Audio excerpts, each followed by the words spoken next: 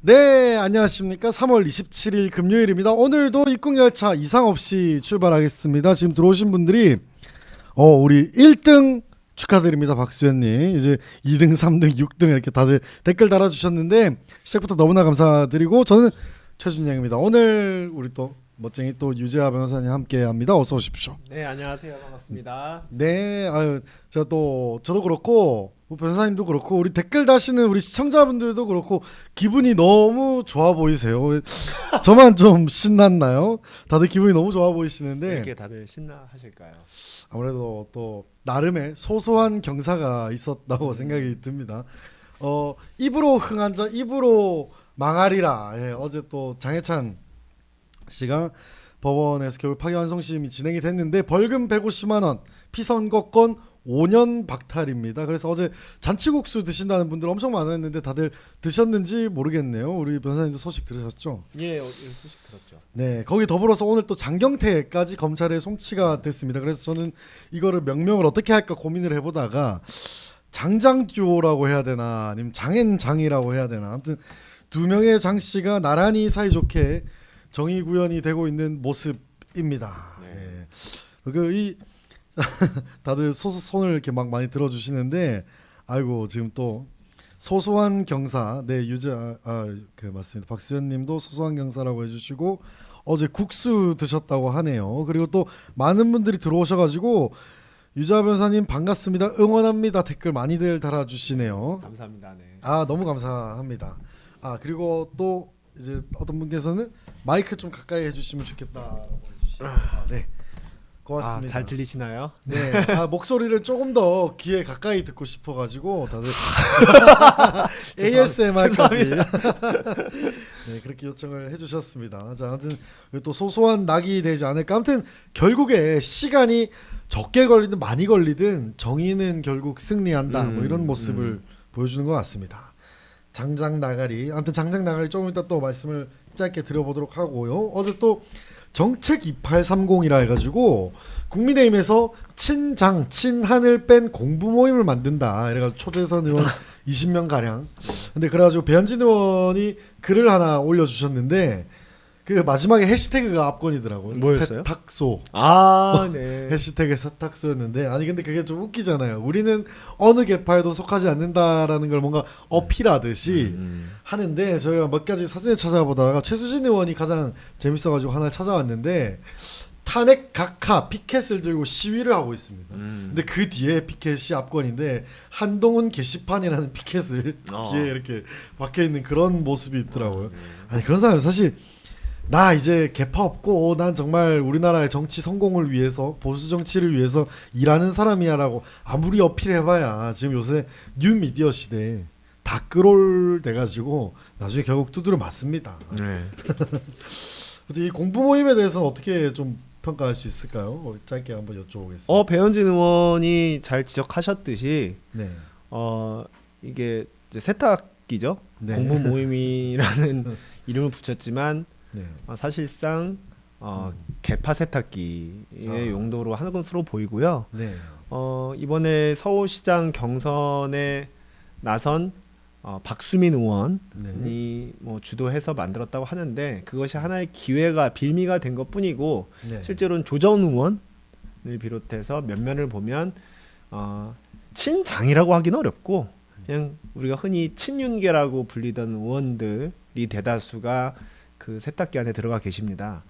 제가 봤을 때는 이 공부 모임이 발족한 이유는 이 지방선거 이전에 어떤 사건 때문에 벌어지는 게 발생한 게 아니고 지방선거 이후에 당이 이제 패배할 것을 예견하고 그 이후에 권력 재편이 이루어질 때 이 세탁기에서 나온다 뿅 나와가지고 뿅 이제 나가지고 보통 노래가 나오지 않습니까?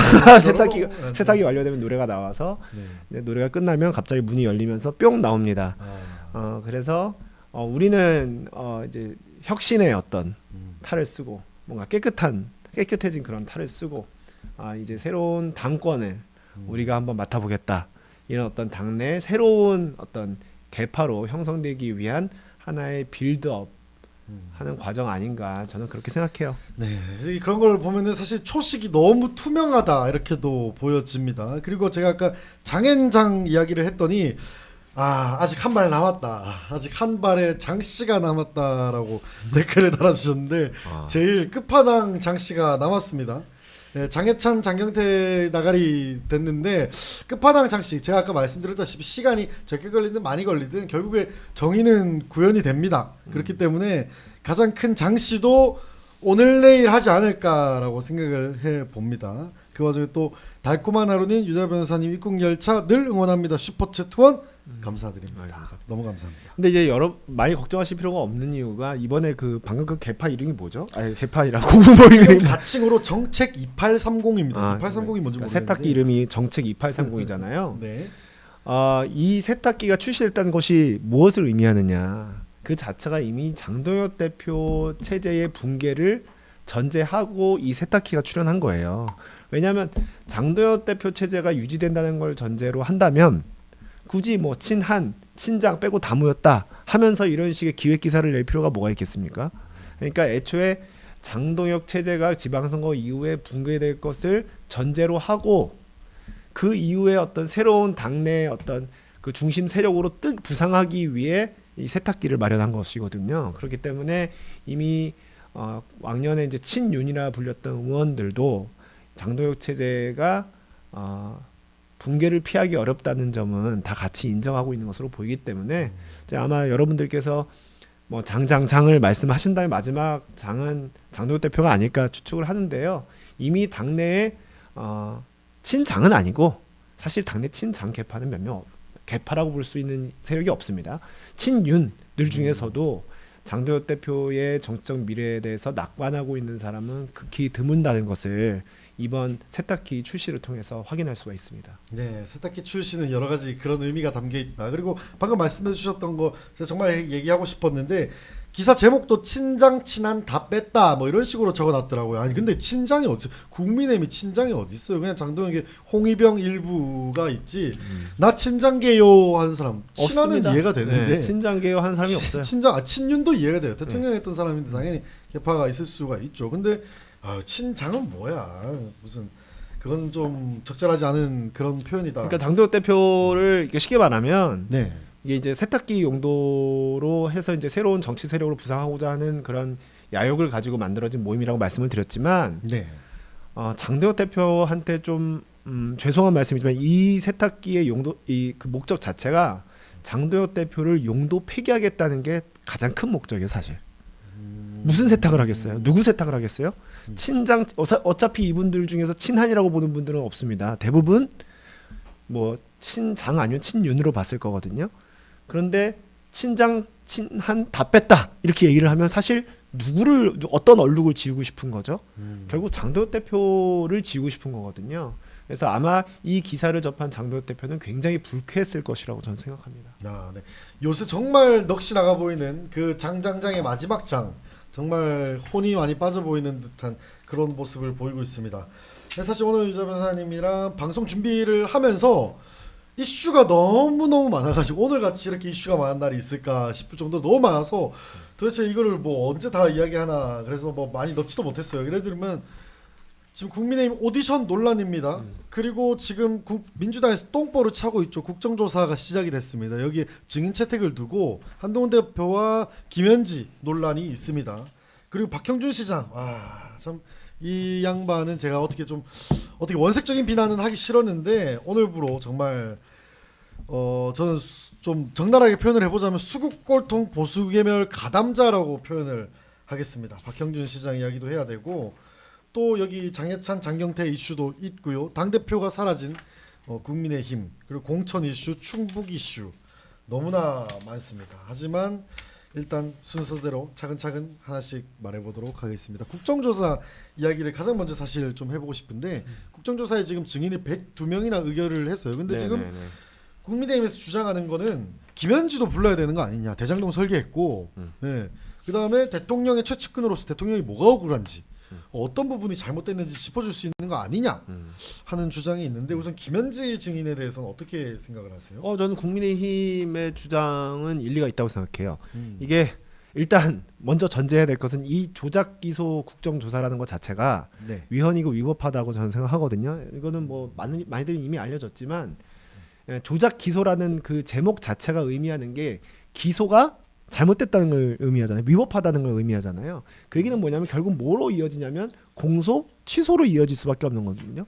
위법한 기소를 했으면 그 기소는 취소해야 마땅한 거 아니겠어요? 근데 이게 기소가 위법하다는 걸 전제로 만들어진 국조이기 때문에 애초에 이 국정조사 자체는 사실 용인되기가 어려운 국조예요. 근데 그걸 전제로 하고 그걸 전제로 만약에 설사 한다고 하더라도 그러면 그 이재명 대통령과 관련된 형사재판 그런 현재 지금 그 형사재판에 걸려 있는 모든 공소 건들에 대해서 정확하게 조사를 하려면 그러면 김현지 지금 부속실장인가요?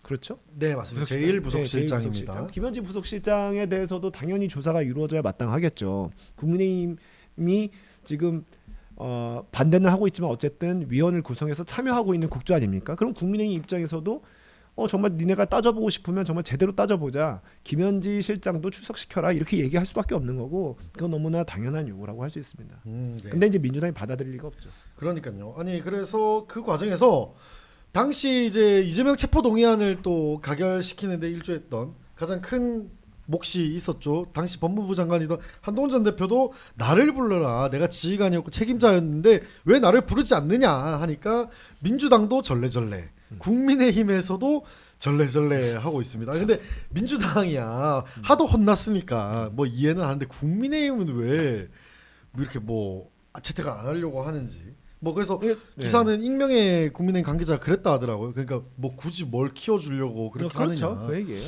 도대체 이거를 우리 국민들이 바라보기에 정말 낯부끄럽습니다. 정말로. 아니 한동훈 불러서 어떻게든 민주당 옥죄고 맨날 우리한테 대여투쟁해라 하는데 대여투쟁 안 하는 게 누구냐고요. 그래서 사실 이런 부분에 대해서는 한동훈 대표 과연 또 증인 채택이 될 수 있을까요? 어떻게 보세요? 저는 좀 어렵다고 봐요.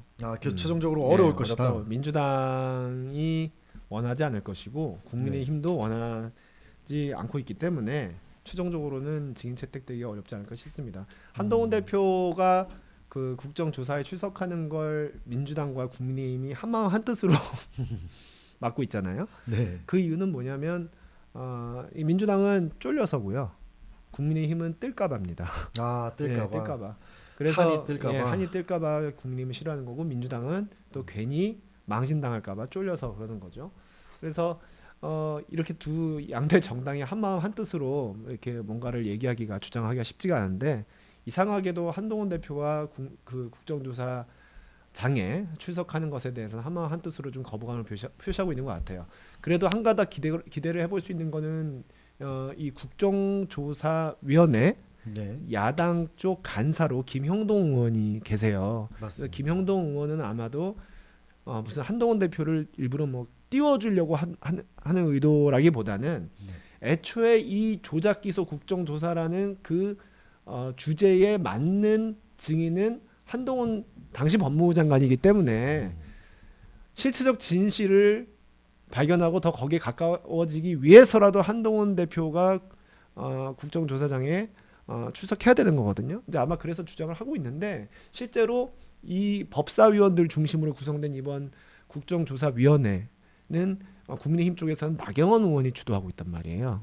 그 때문에 나경원 의원이 과연 본인이 스포트라이트를 받아야 되는데 한동훈 대표가 나타난 순간 모든 스포트라이트는 국민의힘도 아니고 민주당도 아니고 한동훈 대표가 다 받게 돼 있어요. 가장 명분이 있고 거기서 가장 싸움을 잘하고 크게 벌릴 수 있는 사람이기 때문에 그렇습니다. 과연 그런 상황을 나경원 의원이 용납할지 저는 굉장히 부정적으로 보여요.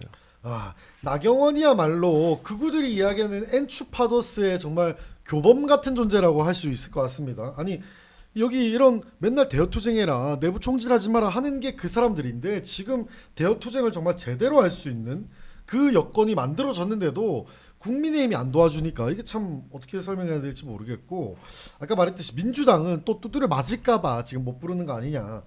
지금 이제 한준호 의원이 또 얘기를 했잖아요. 한 방송에 나가가지고 한동훈 대표 왜 증인 출석 채택 안 하냐 하니까 한동훈 대표는 증인이 아니라 수사 대상이기 때문에 나중에 수사 대상이 되면 부르지 않아도 와야 될 거다 이런 이야기를 또 해요. 참 멍청한 소리죠. 멍청한 소리죠. 그거는 이제 어떻게 보면은 거의 모순된 얘기를 하고 있는 건데 네, 조사가 수사보다는 강도가 낮죠. 네, 그러니까 보통은 어떻게 하냐면 조사를 하다가 수사의 단서가 발견이 되면 뭐 고발을 한다거나 하는 식으로 수사로 이제 넘어갑니다. 그러면은 만약에 정말 자기들 주장대로 한동훈 대표한테 뭔가 수사받을 어떤 혐의점이 있다 하면은 전 국민 앞에서 국정조사를 하면서 그 수사의 단서를 찾아내고 그 단서를 기반으로 뭐 수사기관에 고발을 한다든가 해서 수사 대상으로 만들면 되는 거잖아요. 게다가 한동훈 대표라는 거물을 전 국민 앞에서 개망신을 줄 수 있는 기회잖아요. 그들의 엄청난 주장대로라면. 기회죠. 네. 근데 그 기회를 스스로 포기하고 수사 대상이지 조사 대상은 아니다 하면서 조사를 피한다? 이거는 말이 안 되는 거예요. 당연히 수사 대상이라면 조사부터 시작하는 거예요. 조사하다가 뭐가 건덕지가 나오면 당연히 나오겠죠. 왜냐 자기 주장대로라면 수사 대상이니까 뭐가 안 나오겠습니까? 그러면 그걸로 망신 주고 경찰에 고발도 하고 얼마나 좋아요. 일석이조죠. 근데 그거를 왜 피하고 네. 뭐 수사를 받아야 되니까 잠자코 기다려라? 예, 그거는 그냥 쫄았다의 다른 표현이라고밖에 해석할 수가 없습니다. 네, 그러니까 지금 이제 끄문은 첫 번째 몇 가지를 짚어보자면 민주당이 지금 코미디인 이유가 첫 번째는 증인이 아니라 수사 대상이라는 말은 이것도 참 웃겨요. 늘 수사 대상, 그러니까 이 사람도 수사 범위에 들어오는 게 맞나 싶은 사람까지도 민주당의 습성상 늘 불러서 혼내고 이번에 쿠팡 건만 해도 뭐 대표 안 나온다고 언플해가지고 총수 같은 사람들을 불러가지고 혼내고 자기 말만 하고 들으라고 하고 맨날 혼냈잖아요. 근데 이게 첫 번째고 두 번째 자기들 주장대로 이게 정말 조작 기소가 맞다면 당시 지휘관이었고 검사였기도 한 한동훈 야권 대선 주자인 한동훈을 불러가지고 엄청나게 큰 흠집을 낼 수 있는 정말 빅 찬스인데 이걸 도대체 너희가 왜 안 하냐 이겁니다. 제가 민주당이었으면 네. 저는 불렀을 거예요. 그러니까요. 정말 단단히 준비를 해서 네. 한동훈 대표 지금 네. 의원도 아니어서 의원실 보좌진도 없잖아요. 그렇죠. 그냥 혈혈단신이란 말이에요. 네. 이번 기회에 네. 국정조사 그 위원회 민주당 몫으로 들어간 위원들이 뭐 의원이 한 5명, 뭐 6명, 7명 이렇게 될 거란 말이에요. 네. 한 의원실에 10명씩 보좌진 합치면 한 70명 굉장한 브레인들이 거기에 몰려 있는 거예요. 그 온 힘을 동원해서 네. 한동훈 대표 한 사람을 잡을 수 있는 절호의 기회잖아요. 만약에 피하면 국민들은 아이고 저 쫄았네 이렇게밖에 생각이 안 돼요. 그거밖에 없죠. 그런 오명을 쓰느니 준비를 제대로 해서 네. 확 코너에 몰아붙일 각오를 하고 저는 불렀을 것 같아요. 그렇습니다. 근데 그럴 배짱도 없다는 게 아유 정말 한심스럽습니다. 진짜. 그러니까 아니 보수 진영에 지금 한동훈 대표를 제외하면 대권 주자라고 불릴 만한 사람이 없잖아요. 그러면은 지금 민주당 맨날 말하잖아요. 이해찬도 돌아가시기 전에 그런 말했죠. 뭐 민주당 장기 집권 플랜을 막 이야기하면서 자기네들이 계속해서 대권을 가져갈 수 있는 빅 찬스인데 이거를 날려? 그러면은 결국에 남는 거는 쫄았네. 쫄았대요. 그러니까 이제 한동훈 대표도 쫄았다라고 표현을 하고 있는데 참 근데 이거야 뭐 사실 예측되는 반대.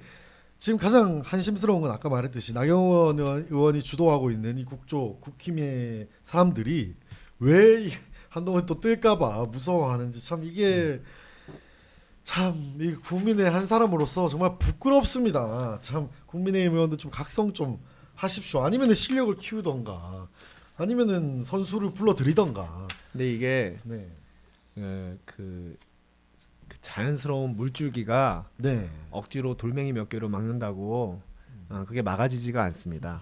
그러니까 이번에 조작 기소 국정조사라는 것 자체가 이제 그걸 그대로 하게 되면은 막 헌재에서 이제 그걸 위법하다고 판단하지 않고 그냥 진행하도록 내버려 두면 과연 국민들 중에 얼마나 이 조작 기소 국정조사에 관심을 가질지 저는 굉장히 의문이에요.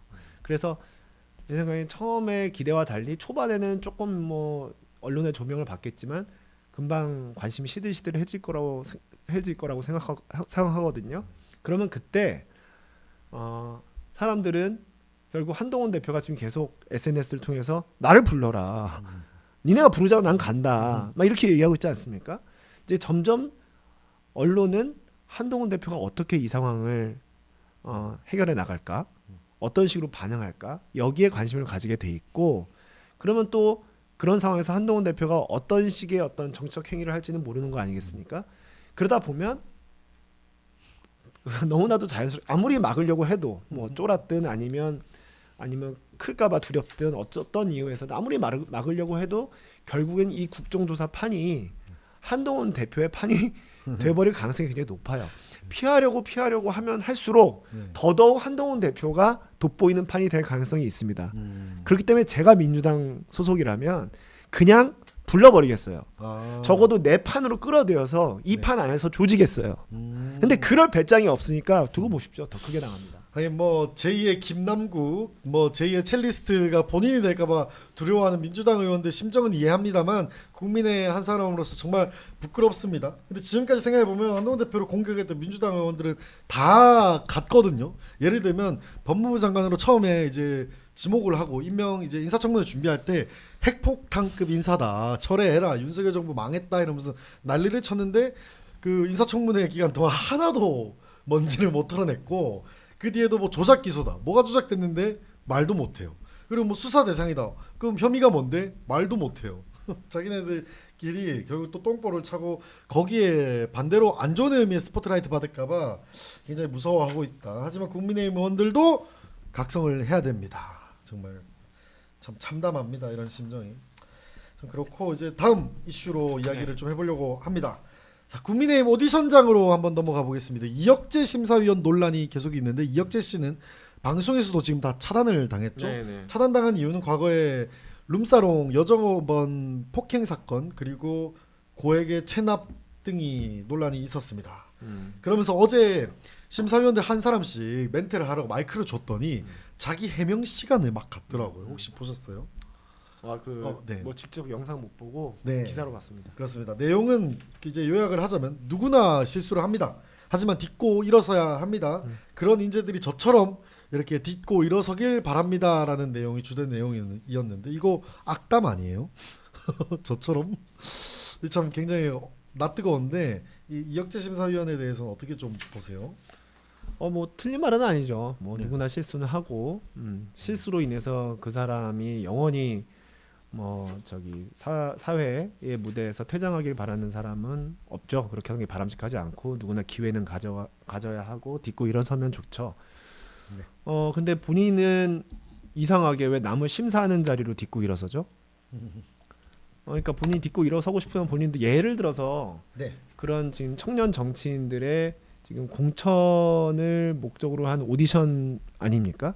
오디션이면 본인이 그 오디션에 예를 들어 나이가 청년은 아니시겠지만 청년이라 치더라도 그 오디션에 자기가 신청을 했을 경우에 서류 컷 서류에서 불합격될 확률이 굉장히 높은 분이에요. 네. 그러니까 어떻게 보면 컷오프 돼야 될 사람이 심사위원으로 앉아 있는 거거든요. 그렇습니다. 기회 가지는 거 좋죠. 그런데 왜 감히 앞날이 창창한 청년 정치인들을 심사할 기회를 갖는 거죠? 그러니까요. 그거는 본인들이 이제 뭐 예를 들어 과오에 대해서 반성하고 밑바닥부터 다시 열심히 갈고 닦아서 뭐 오디션에도 신청을 하고 이럴 수는 있어요. 그렇게 기회를 갖는 거 누가 막겠습니까? 좋은 일이죠. 근데 지금 그분은 그런 과정이 전혀 없이 아까 말씀드렸다시피 룸살롱 음주 폭행 사건도 있었고 세금 체납 사건도 있었지만 윤석열 전 대통령을 옹호하는 취지의 발언도 했고 그리고 그 서부지법 네. 폭동에 개입했던 청년들을 이렇게 뭔가 옹호하는 듯한 그런 그런 발언을 했단 말이에요. 네. 그런 과오들이 있어요. 네. 그런 굉장히 법치주의를 뒤흔든 그런 굵직굵직한 사건들에 대해서 굉장히 옹호하는 그런 잘못된 시각을 보인 과거가 있단 말이에요. 그렇다면 그것까지 포함해서 본인이 다 갱생하고 반성하고 노력을 해야 되는데 갑자기 심사위원을 내려꽂히는 거예요. 그게 정당합니까? 게다가 그 사람이 과연 어떤 자격을 갖추고 우리 당에 공천을 받겠다고 나선 청년 정치인들을 심사합니까? 감히. 예, 그래서 이거는 당이 정신 나가지 않고는 이런 일을 하기 어렵다는 생각을 하고요. 네. 저는 그 얘기 듣고서 이혁재 씨 개인에 대해서는 전혀 사감이 없고 저는 과거의 잘못은 잘못이고 앞으로 잘 극복해 나가시길 바랍니다. 딛고 일어서시길 바래요. 하지만 그 딛고 일어서는 갱생의 장이 왜 국민의힘의 청년 정치인 오디션을 해야 하는지 저는 거기엔 절대로 납득할 수 없습니다. 그렇습니다. 모처럼 보수를 지지하는 보수 성향을 가진 청년들이 많아지고 있는 이 시국에 청년 오디션 심사위원으로 이렇게 부적절한 사람을 내려꽂는다? 저희가 입국열차 쇼츠에도 올려뒀습니다만은 이혁재 씨 최근까지만 해도 내 기준으로 내 가치관으로는 윤석열 대통령 무죄야. 근데 왜 이렇게 되는지 모르겠고 윤석열 대통령 우리 손으로 뽑았는데 거기에 친백과한 사람들은 오히려 내가 지금 너무 이해가 안 된다. 이 사람들은 뭐 보수주의자가 맞느냐 하면서 온갖 망발을 쏟아냅니다. 그러면서 서부지법 난동을 피웠던 사람들을 향해서 민주화 운동 유공이라도 줘야 되는 거 아니냐 이런 얘기들도 했었고요. 정말 이런 심사위원을 발탁했다는 것만으로도 2주 전에 발표했던 결의문을 정면 반박을 하고 있습니다. 2주 만에 그게 휴지 조각이 됐다는 기사도 있던데 여하튼 그렇고 후보들도 면면들이 탁월합니다. 예. 최근에 그 오디션 그 본인 이제 자기소개서 같은 약간 그 발표문 같은 게 있어요. 그러니까 후보 등록을 할 때 자기소개 난 이런 사람입니다라고 적어놓은 거기에다가 어떤 A 후보는 이태원 참사는 좌파들의 공작이다. 왜냐하면 당시에 뭐 민노총 트럭이 발견됐고 뭐 이런 글을 그 자기소개서에다가 올려놓은 사람도 있고 그 비상계엄은 아직까지도 정당하다고 생각하다라고 생각하시는 분들도 나왔었고 아무튼 그냥 쉽게 말해서 개판이었습니다. 그러니까 당이 정상이라면 네. 그런 자기소개서를 쓰는 분들은 그분들이 신청하는 건 자유예요. 네. 근데 이제 그런 분들을 방송을 타게 만들면 안 되는 거죠. 그러니까요. 이제 그런 어떤 음모론적 시각이라든가 편향된 극우적 시각을 가진 분들이 국민의힘 채널을 통해서 대중에게 전파를 타면 안 되는 거죠. 그런데 그게 이제 뭐 그냥 전파를 타버리고 또 중요한 거는 그분들과 또 결이 맞는 심사위원이 계시고 하니까 이게 지금 국민의힘이 막 그 정상이 아니라고밖에 상식적인 지금 공당의 모습을 갖추지 못했다고밖에 표현할 수가 없는 거예요. 그렇습니다. 지금 당직자들의 운영 방식 그리고 시스템 모든 게 지금 망가져 있는 게 아니냐라고 계속해서 말이 나올 수밖에 없습니다. 그리고 방금 말씀해주셨다시피 그 생중계가 되고 있다 보니까 외부 시선들이 국민의힘을 향한 외부 시선이 더 차가워질 수밖에 없습니다. 근데 별로 보지도 않더만요. 맞아요. 뭐 별로 150명씩 뭐 진짜 뭐 있었는데 많이 기사만 너무 많이 안 나왔죠. 예. 욕만 먹고 실제로 보진 못하고 보진 않고 사람들이 효능감이 너무나 없었습니다. 사실 이런 것도 컨벤션 효과를 일으키기 위해서는 지도부가 정말 바른 방향으로 공천도 정말 잡음이 없게 뭐 잡음이 아예 없을 수는 없겠지만 누군가는 억울한 게 나오겠죠. 아무튼 그런 것들도 굉장히 깔끔하게 톱니바퀴가 돌아가야 이런 것도 컨벤션 효과가 일어나는 건데 그런 게 1도 없었다. 뭐 아무튼 이런 말씀을 좀 전해드립니다. 그러면서 이제 또 오늘의 다음 주제로 이야기를 해보고 싶은데 이 주제는 제가 정말 화가 너무 나가지고 사실 박형준 시장 이야기인데 자, 박형준 시장에 대해서 사실 좀 조용해요. 그러니까 모든 여러 가지 정치적 언급도 굉장히 자제하는 편이고 나름 합리적이라는 평가를 많이 받아왔던 사람입니다. 그렇기 때문에 저희 입국열차에서도 크게 박형준 시장에 대해서는 뭐 비난할 소지가 없겠다 뭐 이런 생각이 들어서 언급 자체를 안 하던 편이었는데 어제 결국에 고성국 TV 나가버렸죠. 이런 사실 수국골통 방송에 나간다는 것 자체가 아니 초선 주진우가 무서워가지고 뭐 무슨 어디까지 이렇게 추악해질런지 참 참담합니다. 어떻게 좀 보세요? 일단 박형준 시장은 제 개인적으로 좀 압니다. 네. 근데 지금 어제 고성국 TV에 출연해서 했던 여러 가지 발언들, 뭐 세이브 코리아 집회는 법치주의 지키기 위한 운동이었다. 뭐 절연한다고 절연이 되냐? 네. 그런 거 가지고 우리 내부에서 자꾸 얘기하기 시작하면 통합이 안 된다. 이제 이런 결국 기존의 국민의힘 당권파에서 해왔던 얘기들을 거의 반복하는 수준이잖아요. 이런 생각을 가지고 있는 분이 아니에요. 아니고 이제 본인이 경선에서 지금 후달리니까 너무 네. 무섭나 보죠. 그래서 거기서 일단 경선도 현직 시장인데 경선에서 탈락을 하면은 얼마나 정치적으로 위태로워집니까? 그러니까 본인이 자기의 양심을 속이고 이렇게 발언을 하고 어떻게 보면 고성국 TV에 출연해서 강성 지지층 그리고 경선에서 이제 영향력을 많이 행사할 수 있는 강성 지지층들한테 구애를 펼친 것 같아요. 그렇게 이해는 합니다. 하지만 절대로 좋게 평가할 수가 없죠. 왜냐하면 지금 물론 이렇게 해서 뭐 본선 경쟁력이 있겠어? 지금 박형준 시장의 머릿속에는 본선 경쟁력은 일단 나중 문제입니다. 일단 경선에서 떨어질 위기에 있기 때문에 경선에 떨어지면은 이건 정말 아무것도 아니에요. 그냥 정치적으로 다시 정치를 재개할 수 있을지도 불분명해지는 상황이기 때문에 어떻게든 경선에서 이기기 위한 고육지책으로서 한 것이지만 그것이 본인이 그래도 현직 부산시장으로서 그리고 평생 동안 이렇게 정치를 해오면서 뭐 청와대에서 그리고 지자체에서 이렇게 역할을 해오신 그리고 학자로서 역할을 해오신 이분의 명성에 굉장히 큰 금이 가게 만들고 그리고 자기가 몸담은 당에 똥칠을 하는 거거든요. 네, 많이. 아무리 개인적으로 경선에서 조금이라도 유리하게 만들기 위해서 이런 발언을 한다고 하지만 정치인의 선택은 그럴 수도 있다고 생각하지만 비판도 같이 받을 수밖에 없는 것이고 그래서 이대로 그 박형준이라는 국민의힘 보수정당의 그래도 바르고 이분이 자유주의와 공화주의 굉장히 잘 아시는 분이에요.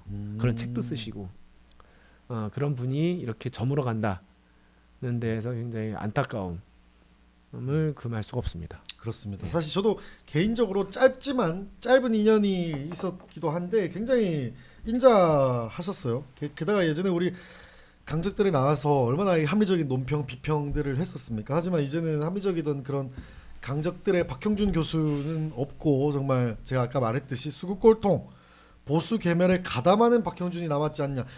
이게 아까 말했듯이 본선 경쟁력이 굉장히 없어집니다. 이렇게 되는 순간 뭐 경선은 이길 수도 있겠지만 이렇게 돼서 나중에 민주당이랑 붙어봐야 지금 이렇게 뭐 쉽게 말해서 고성국 묻었다 뭐 이렇게 해버리면 본선 경쟁력이 굉장히 떨어질 수밖에 없습니다. 어제 고성국 TV 나간 내용들을 제가 굉장히 비위가 상하지만 쭉 끝까지 읽어보면서 주옥 같은 멘트들을 몇 가지 가지고 왔는데 요거를 여러분들도 좀 아시면 좋을 것 같아서 말씀을 드려보겠습니다. 정확하게 멘트가 이랬어요. 세이브 코리아 집회는 법치주의를 지키기 위한 운동이었다. 당시 세이브 코리아는 탄핵을 무도하게 적법 절차를 거치지 않은 것에 대해 반대해 운동에 나섰던 분들이다. 손영관 교수는 앞으로 청년 지도자로 클 수 있는 사람이다. 다들 오세훈 시장이랑 나랑 입장이 같은 거 아니냐 하시는데 난 오 시장과 다르다 하면서 난 윤 전 대통령을 배신한 적 없고 충실하게 관계를 맺었다. 그리고 네, 또 뭐 이건 제끼고 또 탄핵 과정에서는 여권이 프레임을 걸어서 법치의 과정을 제대로 안 지키는 것에 대해 성급한 탄핵을 해서는 안 된다는 입장에 섰다. 절연을 한다고 절연이 되느냐? 그런 걸 갖고 우리 내부에서 자꾸 말싸움하기 시작하면 통합이 안 된다. 장동혁 대표를 중심으로 해서 문제를 수습하고 새롭게 나아가야 한다라고 이야기를 하더라고요.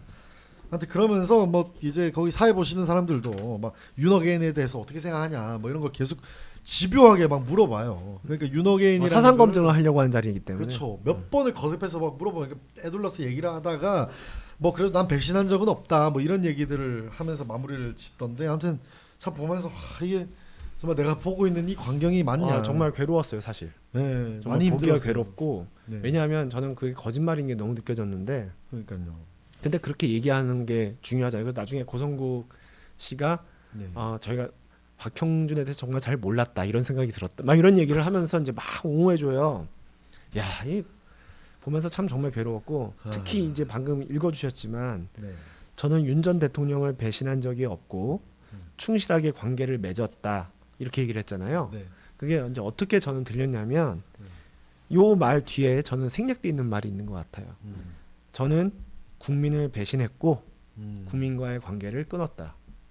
저는 그 어제 이제 고성국 TV에 박형준 시장이 출연해서 결국 국민과 부산 시민을 배신한 것이고 그리고 국민과 부산 시민과의 관계를 충실한 관계를 끊었다. 저는 그렇게 생각해요. 네. 결론적으로 본선에서 떨어져도 된다. 지금 국민의힘 뭐 분위기가 안 좋은데 나도 떨어질 수 있지. 단 현직 시장인데 초선 주진우에게 밀려서는 안 된다. 그렇게 쪽박 차선 다음 정치가 없다. 한 이 정도로 생각을 했던 것 같습니다. 그래서 뭐 거듭 말씀드리지만 박형준 아웃. 여기 지금 많은 분들이 댓글에 이렇게 적어주고 계시는데, 하여튼 정말 참담한 심정이고 마음이 굉장히 많이 아픕니다. 아무튼 그런 과정에서 결론이 어떻게 날지는 모르겠습니다. 경선이. 하지만 굉장히 부끄러운 행동들을 했다라고 하면서 박형준 시장 이야기는 좀 마무리를 해보도록 저는 하겠습니다. 경선에서는 되실 것 같아요. 경선에서는 될 것 같아요. 참 이렇게 짠물 당원들을 대상으로 투표를 받아가지고 무슨 의미가 있겠나. 지금 우리 시청자분들은 아유 그래가지고 후보가 돼봐야 무슨 의미가 있냐라고 생각하실 것 같습니다. 저도 그렇게 생각을 하고요. 아무튼 근데 참 부산 아무튼 그럼 조금만 더 이야기를 들어보자면 박형준 네. 시장이랑 그럼 주진우랑 지금 붙잖아요. 네. 아무튼 근데 참 지금 우리 댓글에도 그런 댓글들이 많은데 야 부산 참 선택지 없다. 참 아니 주진우도 아이씨 뭐 한놈 배신하고 뭐 아무튼 이상한 말 아무튼 비겁하게 많이 하네. 그러니까 배신이라기보다 아무튼 비겁하게 행동을 많이 했잖아요. 예를 들면 그러니까 의도적인 침묵이 많았잖아요. 저는 그게 굉장히 좀 비겁하다는 생각이 좀 많이 들었는데 매일신문이든 아니면은 저기 고성국 TV든 아무튼 그런 이야기를 들을 때마다 비겁하게 기피하는 모습 아무튼 이런 것도 굉장히 좀 참담한데 박형준이 아무튼 이번에 방점을 찍어 버려 가지고 우리 부산에 계신 우리 시청자분들은 마음이 좀 너무 안 좋을 것 같아요. 원래는 사실 그 이정현 공관위원장이 네. 박형준 시장을 컷오프하고 네. 주진우 의원을 단수공천한다는 그런 썰도 돌았잖아요. 그렇죠. 항상 망나니 칼춤이라 했죠. 그래서. 그런 썰이 돌다가 갑자기 주진우 의원이 저는 선거 나오면서 경선 시켜달라고 하는 사람 처음 봤는데 경선을 시켜달라 그렇게 하면서 결국 경선이 됐죠. 네. 근데 까딱 잘못하면 주진우 의원한테 질 수도 있어요. 왜냐하면 주진우 의원은 특별히 어느 계파 편을 들지 않으면서 그냥 이재명 대통령, 이재명 민주당 정권만 줄기차게 공격했거든요. 그러면서 나름 당내에서 지금 그 나름 호감을 많이 얻었어요. 강성 지지층한테도 호감을 많이 얻은 상태이기 때문에 안티도 크게 없고 왜냐하면 어떤 계파 다툼이라든가 이런 데 본격적으로 끼어들지는 않았고 피했기 때문에 그래서 이대로 가면은 박형준 시장이 좀 어려울 수도 있겠다 이런 생각을 했거든요. 근데 박형준 시장도 뭐 정치를 하루 이틀 한 사람이 아니기 때문에 이거는 고성국 TV를 나가야 될 각이네. 이걸 라이브를 바로 걸어버려. 이걸 알고 바로 깎고 네. 간 거죠. 깎은 것도 김영환 충북지사 같은 경우에는 스포츠 머리로 이렇게 깎았는데 완전 생 머리로 그냥 깎았잖아요. 박형준 시장은 그렇게 한 다음에 고성국 TV 출연. 이거는 본인이 모든 걸 다 잃더라도 경선에서만큼은 이기겠다라는 생각을 한 게 아닌가 싶습니다. 그렇습니다. 주진우 같은 경우에는 계속해서 당내 이슈를 피하고 여러 가지 대여 이슈, 대여 투쟁에만 몰두한 가운데 이제 바람이 불고 있었는데 박형준 시장이 참 이런 한 수를 더 버리면서 이쪽 부산 쪽의 바둑이 굉장히 어지러워졌습니다. 아무튼 많은 분들이 주진우 안티요 비겁하다 아이고 비호감인데 하시는 분들 많은데 근데 어제 일로 해가지고 박형준의 안티가 더 많아진 것 같아요. 야 이건 근데 진짜 이거는 부산시 구도 부산인데 부산의 그 대한민국 제2수도라고 하는 거기 시장이 참 너무 아무튼 참담합니다. 네. 그렇습니다. 아무튼 그렇고 조금 더 즐거운 이야기로 넘어가 보도록 하겠습니다. 아까 서두에 말씀드렸지만 장장 듀오 장앤장이 컷 됐는데 이제 장해찬 같은 경우에는 그러면 피선거권이 5년이 박탈이 되는 거잖아요. 그러면은 어떤 것들을 못 하게 되는 겁니까? 이게 네. 보통 우리가 피선거권 5년 박탈이라고만 얘기를 하는데요. 네. 사실 피선거권 박탈보다 더 중요한 게 있어요. 어떤 거죠? 선거권이 박탈돼요. 선거권, 선거에 뛸 수 있는 자격이 아니요.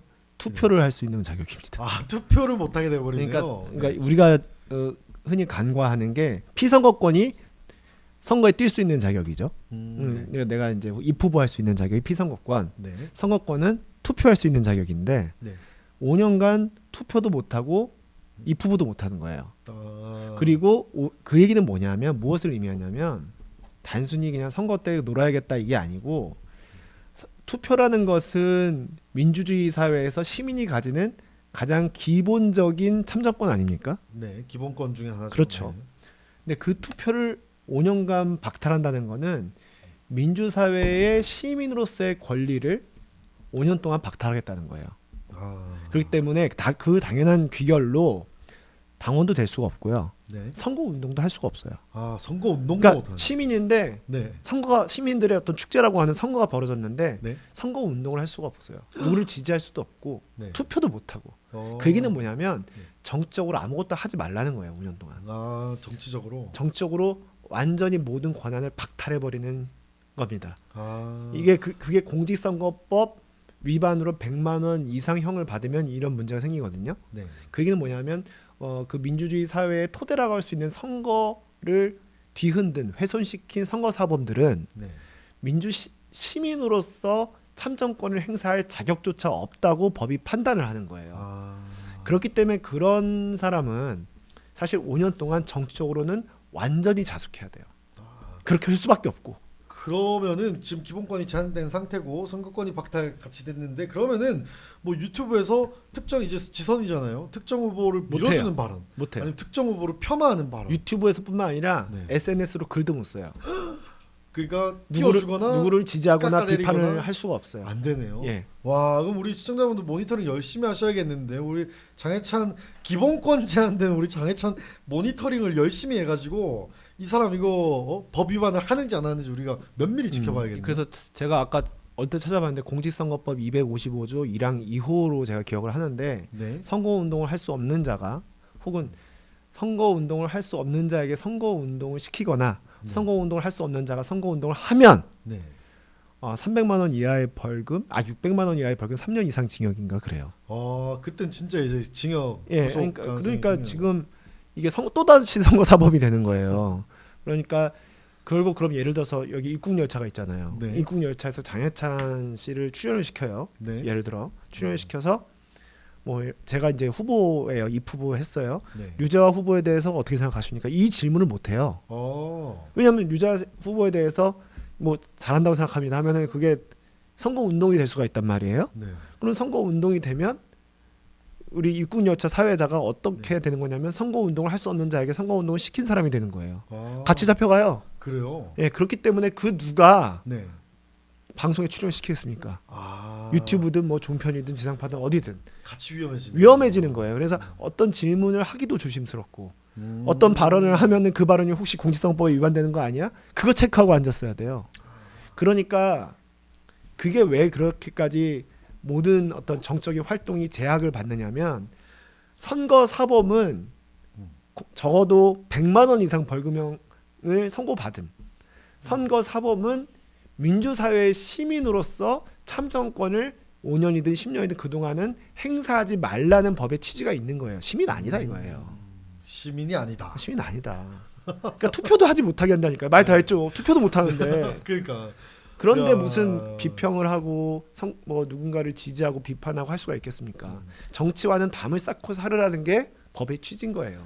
야, 그럼 장해찬이 정치 비평 안 하면은 이 사람 뭐 할 수 있는 게 있나? 어디서 손가락만 빨고 있어야겠네요.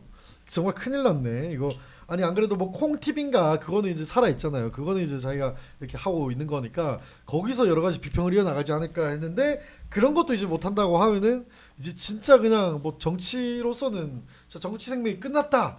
이제 이렇게 표현해도 과한 표현이 아니네요, 사실. 그런 거죠. 네. 이런 잊혀져 버릴 정치 수밖에 생명을 없네요. 적어도 5년간 박탈하는 게 이 네. 5년 피선거권 박탈에 가진 의미입니다.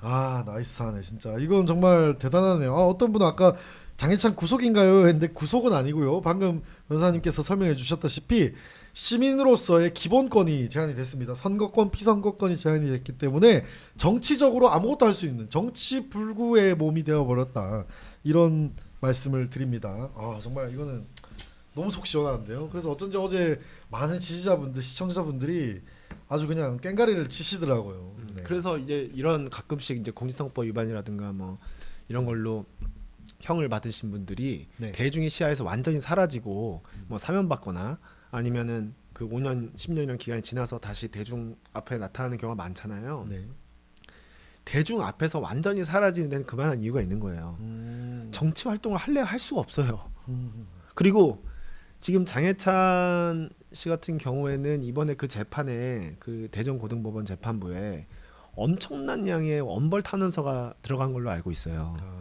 그 얘기는 뭐냐면 정말 많은 시민들이 장해찬 씨가 어디 가서 무슨 발언을 하든 아니면 어떤 글을 쓰든 거기에 선거운동의 취지가 조금이라도 담겨 있으면 그러면 그거 가지고 계속 신고하지 않겠습니까?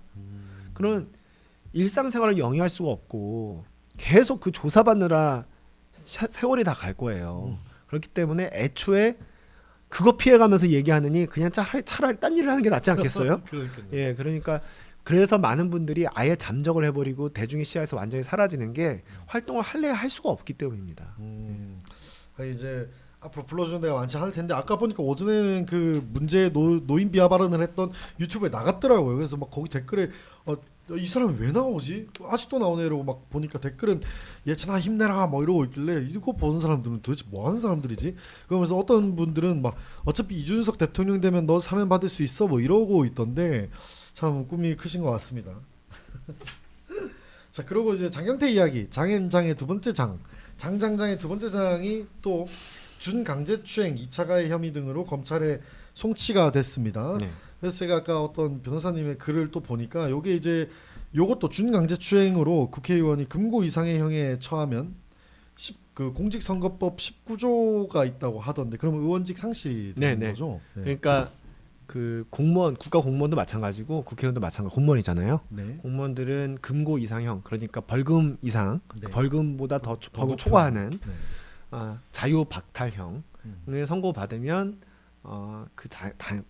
당연히 그 직을 상실하게 돼 있습니다. 예. 그러면은 이제 장경태도 날아갈 가능성이 있다. 그래서 이제 많은 분들이 시나리오를 이렇게 좀 막 살펴봤을 때 장경태가 이거는 무죄를 받아내기가 금고보다 아래의 형을 받아내기가 좀 어렵다라고 평을 하시는 분들이 많더라고요. 그래서 만약 의원직 상실이 된다라고 하면 시나리오상 아마 그래도 이번 지방선거랑은 영향이 없을 것 같고 내년에 이제 그러면은 동대문구도 보궐선거가 생기는 거 아니냐 이런 얘기들도 있어요. 을이더라고요. 동대문을. 맞아요. 김경진 위원장이 김경진, 계시는 곳이죠. 그래서 시나리오가 그렇게 될 수가 그러니까 경우의 수가 그렇게 될 수가 있습니다. 그래서 내년에 또 이제 보궐선거가 하나 생길 수도 있다라고 하던데 뭐 그렇게 될 수도 있겠죠. 뭐 가능성이야 모르겠지만. 준강제추행죄나 2차 가해 혐의는 그 성폭력 처벌 등에 관한 특례법의 성폭법이라고 하는데 거기에 피해자의 신원을 노출시키거나 하는 그런 비밀 준수 의무 위반인 경우에는 성폭법 위반으로 이제 2차 가해 혐의를 지게 됩니다. 그래서 준강제추행죄나 성폭법 위반죄나 2차 가해 혐의죠. 굉장히 무거운 죄예요. 가벼운 죄가 아니기 때문에 이거 하나만 있어도 얼마든지 금고형 이상이 나올 수 있는데 이 두 개가 다 같이 혐의가 있다는 판단으로 송치가 됐기 때문에 만약에 이 두 혐의 모두에 다 유죄 판결이 나면 뭐 징역형 선고 가능성도 배제할 수가 없죠. 근데 만약에 피해자와의 합의가 이루어지면 뭐 그런 금고형으로 떨어질 가능성도 있긴 합니다. 그런데 피해자가 지금 상황에서 보면 2차 가해까지 이루어졌는데 피해자와 합의하기가 쉽지가 않을 거예요. 그리고 장경태 의원은 계속 혐의를 부인하는 무죄 주장을 하는 취지였기 때문에 이런 경우에는 재판부가 반성의 정이 없고 피해자의 합의도 없으니까 좀 세게 때리는 경향이 있죠. 그래서 유죄 판결이 나온다면 금고 이상의 형이 뭐 그게 집행유예 형이어도 마찬가지예요. 네, 금고 이상의 형이 나올 가능성이 굉장히 높다고 생각합니다. 네. 그러니까 장경태는 지금 드라이브를 제대로 걸었어요. 이 사람은 지금 가명 이런 거 생각도 없고 예스나 노냐. 그러니까 정치가 끝나냐 뭐 사냐인데 아무튼 그렇게 해서 중간이 없는 드라이브를 걸고 있다. 그래서 장앤장이 날아갔다 이렇게 표현을 했습니다. 자 그리고 마지막으로 요 지방선거 국면을 좀 잠깐 이야기해 보려고 하는데 지금 사라진 당대표 지방선거 70일 남았습니다. 사라진 당대표라는 기사가 지금 많이 보도가 되고 있어요. 심지어 어제도 경기도에서 현장 최고위를 연다고 했는데 전날 저녁에 6시간 앞두고 취소했다고 합니다. 그러면서 지금 후보들이 찾는 데가 없다고 하는데 실제로 좀 그런 것 같아요. 어때요? 그런 것 같아요. 당대표 사라진 지 근데 꽤 되지 않았나요? 그러니까 3월에 지역 행사가 하나도 없었대요. 네, 당대표 못 본지 당대표 소식을 못 본지도 너무 오래된 것 같은데 어느 순간부터는 그 야상 입은 공관위원장 이정현 공관위원장만 눈에 보이고 네. 장동혁 대표는 사실상 잘 보이지가 않은 사라진 장 대표가 됐는데요. 네. 그러니까 지금 흰옷 입은 후보들도 많이 보이고요. 뭐 대구에서도 흰옷 입는다는 거 아니에요? 그 부산도 많대요. 예. 그러니까 조경태 의원도 막 그런 얘기 하더라고요. 부산에서 지금 돌아다녀도 명함 주면은 명함을 유권자들이 후보자들한테 얼굴에 던진다더라. 국민의힘 뭐 하냐고. 지금 부산도 그러고 대구도 그러고 있고 지금 김부겸은 30일 날 출마 선언한다는 거 아닙니까? 그러면 이제 지금 실무팀 꾸리고 있다고 뭐 단독 기사도 나오는데 그러면 지금 최근에 리얼미터에서도 뭐 1대1 대결에서 김부겸이 다 이긴다 나오고 지금 그들이 주장하는 당권파가 주장하는 이진숙이 나가도 안 된다고 하는데 지금 어떻게 이거를 타개하려고 하는지 타개 못해요. 타개 못하죠. 타개 못하는 뭐 거예요. 어떻게 그거는 360도 회전을 해도 이제 할 수가 없는 거. 이제 시간이 너무 임박했기 때문에 이런 구도로 이제 총선이가 아니라 지방선거, 재보궐선거 치를 수밖에 없습니다. 참 그렇게 그런 와중에 또 박민영을 포함해서 대변인단도 재임명해. 지금 도대체 장동혁은 지금 목적과 목표가 뭔지 아는 사람이 주변에도 없을 것 저는 같아요. 아는데요. 어떤 거죠? 보수계를? 정치적 사망을 피하는 거? 음. 지금 솔직히 당권을 유지한다는 게 1차적 목표겠죠. 네. 근데 그 진짜 힘들어요. 정말 너무 힘들고 본인도 아마 알 겁니다. 근데 당권을 유지 못했을 경우에 이 모든 책임을 뭐 본인이 온팡 뒤집어 쓰고 정치적인 사망 선고를 사실상 받는 건 피해야 되지 않겠습니까? 그러니까 그 목표 하에서 일들을 처리하고 있다고 생각하면 이정현 공관위원장과의 어떤 불협화음 같지 않은 불협화음 이게 왜 이 책임 분산이죠. 그리고 박민영 대변인을 비롯한 대변인단의 재임명 그거 왜 하겠어요? 그 대변인단마저 없으면 누가 장동혁 대표를 대변해 줍니까? 아까 그 제가 말씀드린 2080인가 그 무슨 세탁기 있잖아요. 네. 그 세탁기가 출시된 것을 통해서 우리가 유추할 수 있는 것은 장동혁 대표가 이미 친윤들에 의해서 용도팩이 됐다는 걸 제가 유추할 수 있다고 말씀을 드렸잖아요. 그걸 본인이 알고 있는데 자기가 어쨌든 대표직을 가지고 있는 상황에서 임명할 수 있는 대변인단을 어느 전혀 생뚱맞은 사람을 임명할 수는 없지 않겠습니까? 그러니까 어떻게 보면 장동혁 대표 입장에서는 굉장히 자연스럽게 자신의 어떤 안위를 보전하기 위한 그런 어떤 권력 행사를 해 나가고 있는 것이다 이렇게 생각합니다. 네. 그리고 재임명을 하면서 박민영이 또 자기 SNS에 글을 올렸습니다. 뭐 장동혁이 경고를 했대요. 당내 인사들에 대해서, 당내 후보들에 대해서 뭐 여러 가지 이제 균열을 야기시키지 마라라는 주문을 해서 철저히 지키겠습니다라고 하던데 여러분들 아까 댓글에 장해찬 사사건건 다 찾아서 고발해야 돼라고 하시는 분도 있는데 장해찬도 그렇고 박민영도 당내 인사들한테 또 언급하고 막 이러면은 또 엄벌에 처한다고 합니다. 여러분들 또 보이시면 바로바로 제보를 좀 부탁드리겠습니다. 무슨 엄벌에 처해요. 네, 뭐 그런 뭐 그런 궁뎅이라도 때리나? 뭐 기대도 하지 마십시오. 무슨 아니 근데 이거 책임 안 질 것 같죠. 그러니까 이게 지방선거 참패를 해도 장동혁은 이거 뻔뻔하게 사퇴 안 하고 뻥일 거다. 이렇게 막 물병을 맞아도 이 사람은 사퇴를 안 한다라는 얘기가 있는데 아니 오늘 갤럽에서 19%또 나왔습니다. 이제 20%를 유지하는 조사도 거의 없어요. 이런 거에 대해서 일말의 양심의 가책을 못 느끼는지 아니면 이것도 남 탓을 할란지 어떻게 좀 보세요. 19%. 이미 벌어진 일을 어떻게 하겠어요. 버텨야지. 아, 그 그러니까. 전문용어로 존버 아니겠습니까? 존버. 존버하는 수밖에 없는 거고. 네. 근데 제가 하나 예언을 할게요. 만약에 네. 지방선거에서 대패를 하고 지도부가 흔들리잖아요. 거기에 최일선에 나서서 지도부를 흔들 사람들이 누군지 아세요? 친윤? 아까 그 세탁기예요. 아 세탁기들 우리는 합리적이다 합리적인 의견으로 제시한다 이러면서 또 막 밀어붙이겠죠. 그 세탁기가 흔들면 흔들립니다. 정말 큰일이네. 생각해보니까 아까 그 공부 정책 2830이었거든요. 2830.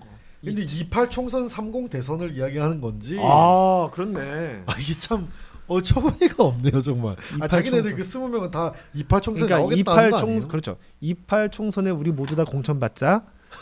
자, 2030에 우리 중에 한 사람을 네. 대선 후보로 만들자. 와 그게 이제 세탁기의 야심찬 포부입니다. 장동혁 시즌 2 나온다 그러다가 아유 참 다들 뭐 이리 먼 미래를 못 보고 이렇게 작은 나무에 집착을 하면서 아유, 아까 서두에도 말씀드렸지만 국민들이 보시기에 나 뜨겁습니다 정말로. 자 그러면서 요거는 작은 이야기긴 한데 그 충북 이야기예요. 지금 윤희근마저 사퇴를 하면서 윤갑근, 김수민 2명 남았습니다. 양자 대결이에요 충북도지사. 그 와중에 또 오늘 이 기사가 여러 개가 나왔는데 컷오프된 김영한 지사 있잖아요. 네. 그 이제 본인은 스포츠 머리처럼 한 12mm, 15mm로 네. 이렇게 했는데 네. 지지자들이 막 나와가지고 이제 그 같이 밀었죠. 머리 밀었잖아요. 근데 그분들은 완전 오리알처럼 밀었어요. 그분들은. 근데 그분들 중에 한 명이 이제 또 제보를 했는데 본인은 난 정치 잘 모른다. 그냥 뭐 밥 준다고 해서 가고 무료 이발이라고 해서 갔더니 갑자기 삭발을 시키더라. 이거 어떻게 된 거냐 뭐 이야기를 하던데 하여튼 이 충북 완전 아사리판인데 어떻게 좀 보세요. 우리 또 충청의 예. 아들이시지 않습니까? 예, 충북의 또 아들이죠. 제가. 네, 참담할 것 같아요. 어떻게 보세요? 제가 그 충북 쪽 이렇게 분위기를 들어보면 분위기 네. 진짜 안 좋고요. 와, 제가 이제 고향이 충주 아니겠습니까? 근데 충주가 이제 충북에서 그래도 제일 큰 도시들인데 충주에 이렇게 다녀보면 빨간색 후보 뭐 흰색도 없고 네. 빨간색 후보도 잘 안 보여요. 아 그래요? 다 파란색 물결이에요. 아, 진짜 충북은 어느 정도냐면 특히 이제 제 고향인 충주는 2018년 그 어려운 탄핵 이후 지방선거에서도 충주시장 조일영 시장이 당선이 됐단 말이에요. 네. 물론 조일영 시장 개인기도 있었겠지만 그만큼 보수세가 강한 지역입니다. 그런데도 세상에 시의원들, 도의원들, 시장 후보들 이렇게 그 예비 후보들 선거운동하는 걸 봤는데 국민의힘 후보 찾기가 너무 힘들어요. 그 정도로 분위기가 안 좋습니다. 안 좋고 게다가 이 충북도지사 이 선거 관련해서 국민의힘 내부에서 이렇게 지금 완전히 이 지금 막 깽판이 났잖아요. 아, 깽판이 났죠. 지금 조기령 후보 경선 참여 안 하겠다고 하고 사퇴하고 또 윤희근 전 청장 또 사퇴하고 결국 윤갑근 후보는 윤석열 전 대통령 변호인 아닙니까? 네. 그렇고 김수민 후보 내정서 있었던 네. 이미 흠집이 많이 나 있죠. 예, 그러니까 지금은 이미 너덜너덜해진 상태인데 네. 이 두 분이 경선을 해서 누가 된들 뭐 김수민 후보가 될 거예요. 하면 되겠지만 된들 충청북도민들이 과연 찍어줄까요? 아, 지금 너무 이 경선 과정에서 선거 치르기도 전에 후보들이 상처를 너무 많이 입었어요. 그러니까요. 그 야상 입은 공관위원장이 워낙 잘하셔가지고 그리고 조기령 시장이 그래도 충주맨을 키운 시장으로 유명하신데 네, 그렇습니다. 조기령 시장은 그냥 이거 아니다 보니 이거 그렇죠. 판이 내가 아니구나. 사랑하던 정당이 아니다 이랬죠. 굉장히 눈치가 빠르신 분인 거예요. 판이 빠졌어요. 근데 이분이 좀 하나 주목할 건 네.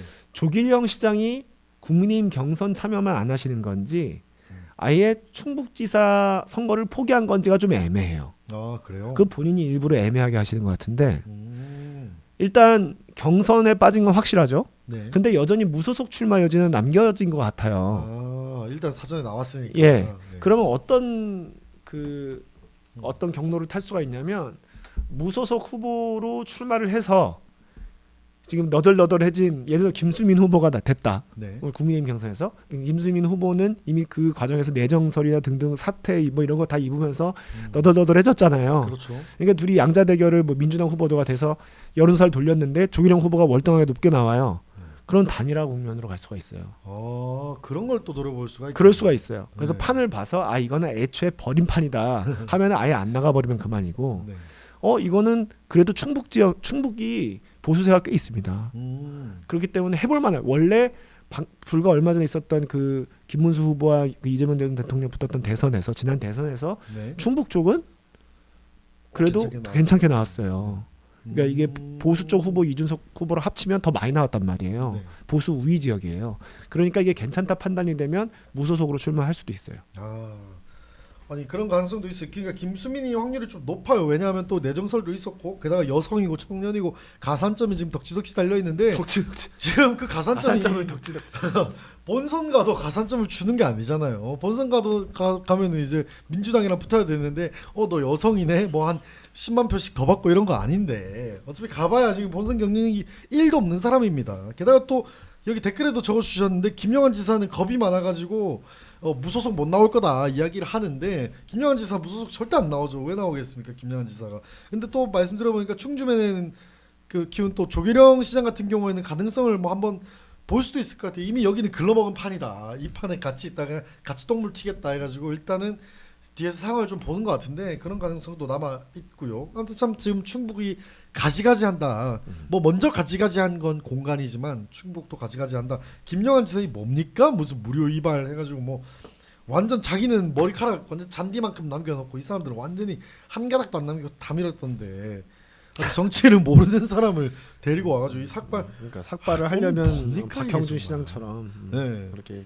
깔끔하게. 그러니까 한 올도 안 남기고 가던가. 참 비겁하고 참 속이 너무 투명하고 초식도 너무 투명하고 참 보기가 낯뜨겁습니다. 아무튼 네. 오늘 낯뜨거운 이슈들이 너무너무 많았습니다. 국정조사부터 시작을 해서 정말 지금 정치가 개판입니다.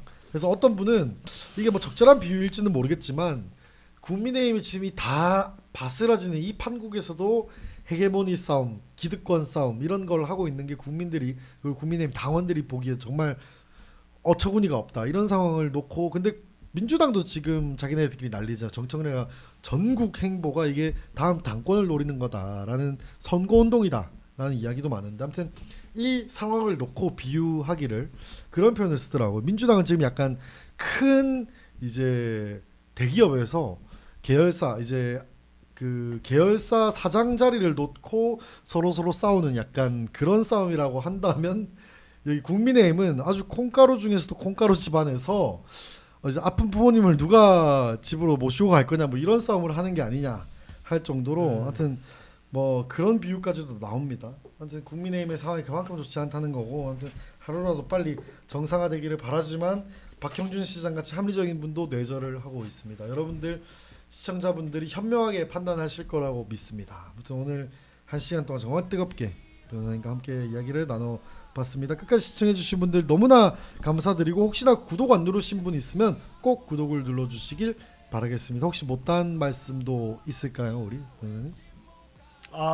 민주당만 네, 차기 당권 레이스에 들어간 게 아니고 네. 국민의힘도 들어갔습니다. 아 국민의힘도 들어갔다. 아까 2830, 네, 28 있잖아요. 네, 28이라는 것은 차기 총선에 공천권을 두고 둘러싼 싸움이 이미 시작됐습니다. 네. 그리고 SNL 한 대표님 나오는 거 내일인가요?